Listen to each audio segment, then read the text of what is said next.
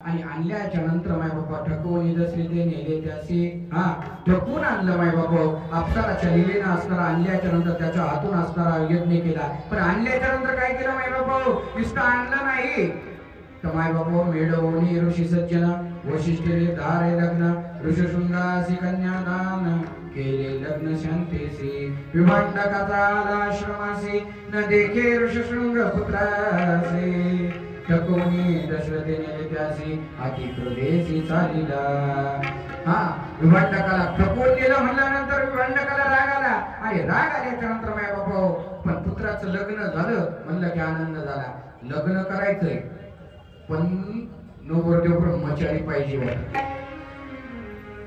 लग्न झालं ब्रह्मचारी म्हणते लग्न झालं त्यांचं असणारा त्यांच्या हातून यज्ञ केला आणि यज्ञ केल्याच्या नंतर माय बापा अग्निदेवता प्रसन्न झाली. अग्निदेवतेला फळ दिलं. फळ दिल्याच्या नंतर माय बापा काय तर ऋषीशृंगाच्या हातून यज्ञ जर केला तर तिथून असणारा पुत्र प्राप्तीची असणारी आहुती तुम्हाला प्राप्त होईल. आणि प्राप्त झाल्याच्या नंतर माय बापा यज्ञ देव नारायण प्रगट झाले. अग्निकुंडातून असणारा प्रसाद आला आणि प्रसाद असणारा विश्वामित्राच्या हातात देण्यात आला. विश्वामित्रानं तो प्रसाद घेतला दशरथ राजाच्या हातात दिला आणि दशरथ राजाने तो प्रसाद असणारा घेतला आणि समानतेने वाटण्या केल्या. धर्मपत्नी कोण होती? दशरथाच्या 3 पत्न्या कोण? उर्मिला, सीता. मग मी तेच म्हणत तुला ध्यानावर आहे. कोण होती? सुमित्रा, कैकेयी आणि धर्मपत्नी म्हणून कौशल्य.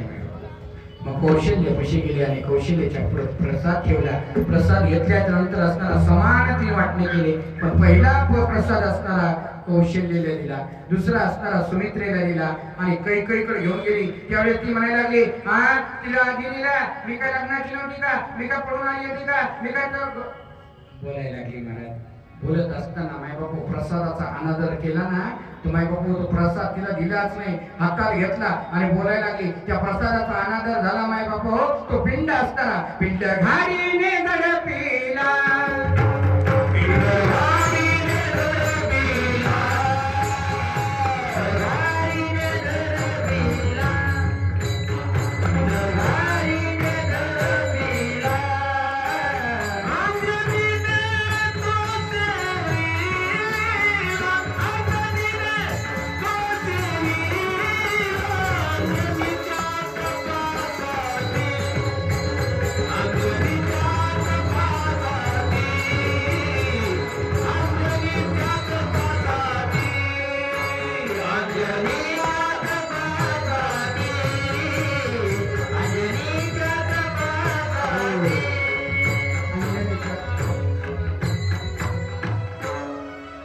पिंड असणारा मला घारीला नेला.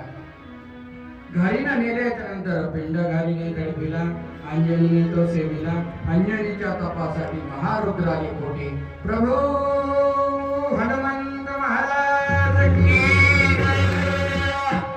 भगवंत तिथं असणारा त्यांचा पिंड अंजनी मातेने घेतला. पण माय बापा कौशल्यला पोरग होईल, सुमित्रेला पोरग होईल, मला मुलगा होणार नाही, मी तशीच राहील. मला वाईट वाटायला लागलं.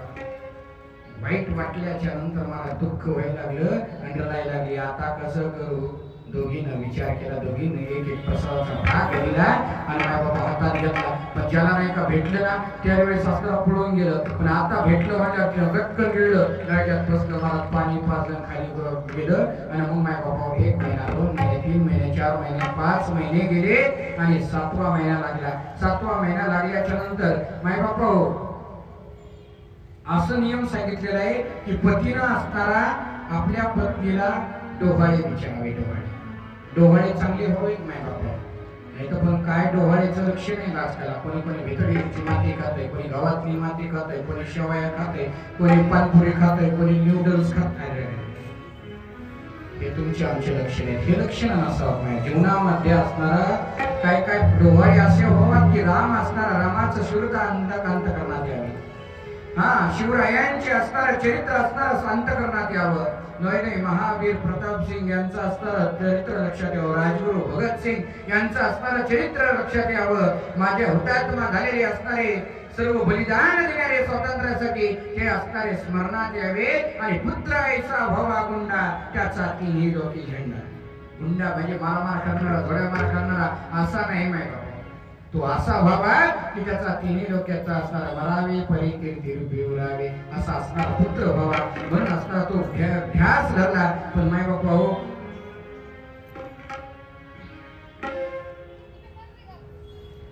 डोळे विचारण्या करतात. पण माय बापावर राग आला.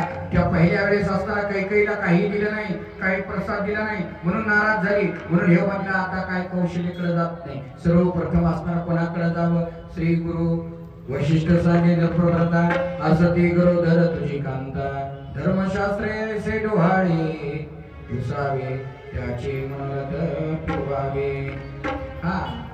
वशिष्ठ ऋषींनी सांगितलं की जा पत्नीचे डोहाळे पुरवावे. याच्यासाठी असणारे तुमचं असणार 7व्या महिन्यात असणार डोहाळे पुरवावे. तुम्ही तिथे जा. नाव नामदेव महाराजांचा अभंग आहे बाय बापा.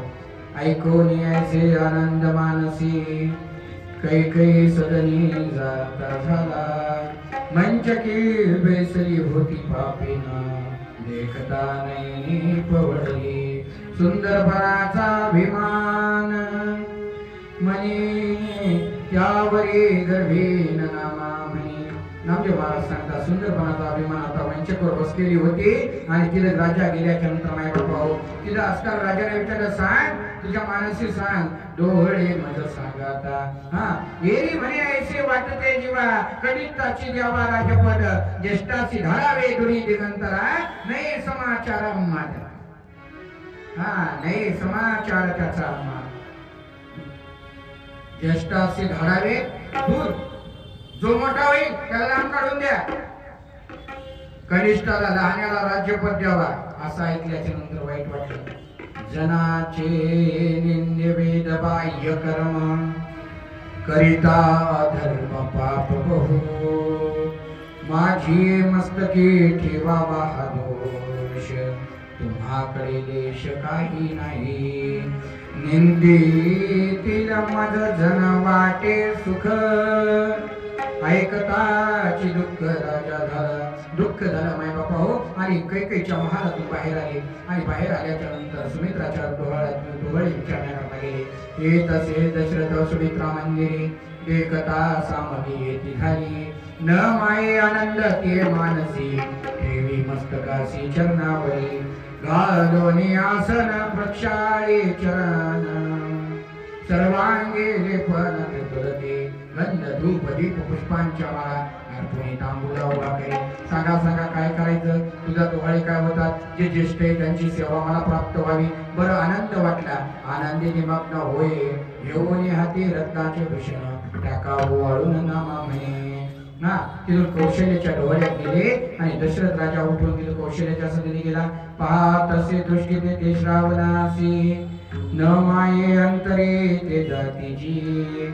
तुझी मानसी होती जी डोहाळे सांगो विलोळे मज फासी. त्यावेळेस असणारा कौशल्याच्या अंतकरणात भगवान परमात्मा होता.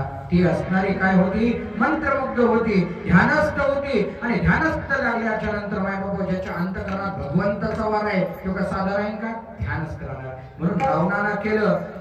त्यावेळेस असणारा सांगितलं अरे तुला कळतंय का रावणा माझी केले विघ्न. आपल्या लग्नात रावणाने विघ्न केलं म्हणजे बरोबर महाराज तिच्या अंगात रोष आला. रामाचा अवतार होता. तिने सांगितलं आणि रे धनुष्य मारीन रावणा लंका विभीषणा देईन मी.